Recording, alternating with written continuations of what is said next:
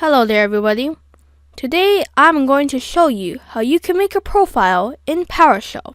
So whenever you open PowerShell, a script will be in the profile. So every time you open it, the script will always be loaded in.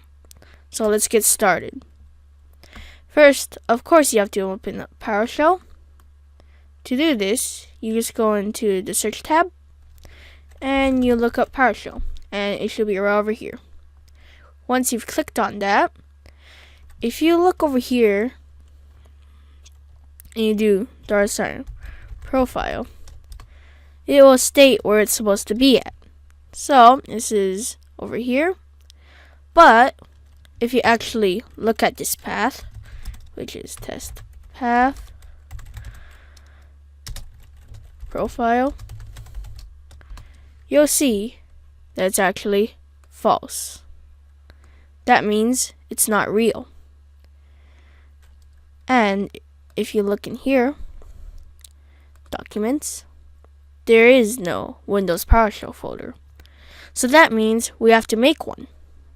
To do that, just right click, new folder, and call it Windows PowerShell. Exactly like this. Press enter. And now you can do new item path profile